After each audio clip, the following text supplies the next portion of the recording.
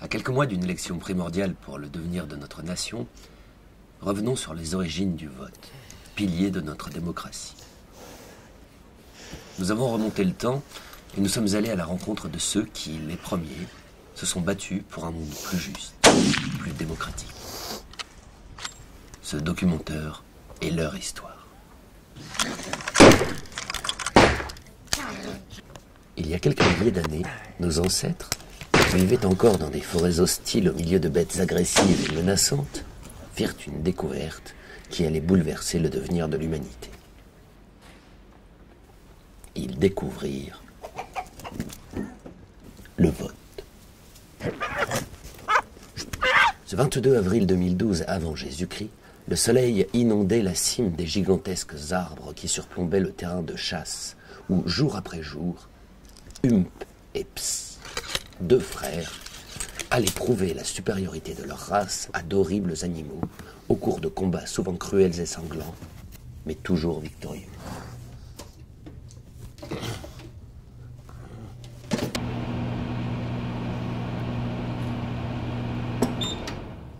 Ce jour, après avoir héroïquement terrassé un monstre volant, méditant et admirant la dépouille de la bête définitivement clouée au sol, ils eurent un petit creux et décidèrent de se sustenter en dévorant l'animal.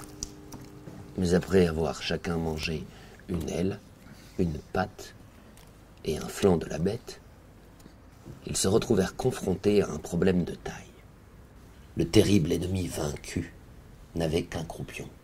Ils réfléchirent longtemps face au cul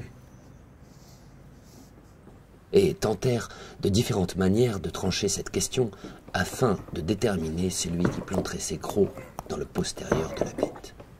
Le plus rapide, le plus stratège,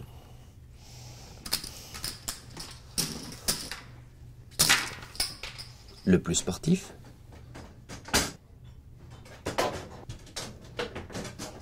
le plus intelligent,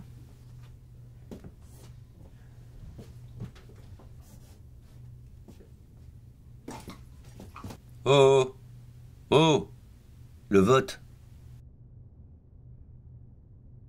Hump. 1. Ps. 1. Bon, il est interdit de voter pour soi. Puis les deux s'abstiennent. Hump. 0. Ps. 0. Le vote à deux ne marche pas. Il faut trouver une troisième personne.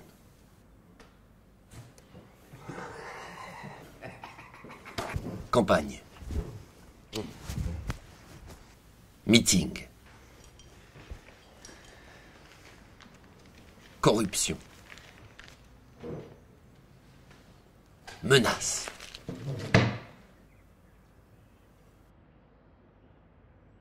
Ps. 1. Hump. 2.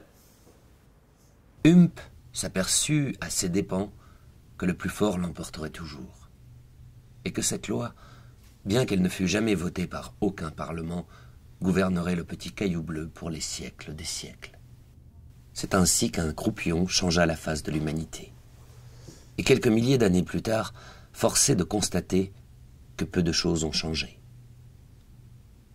Pourquoi sont-ce toujours des trous du cul qui décident de nos destins ?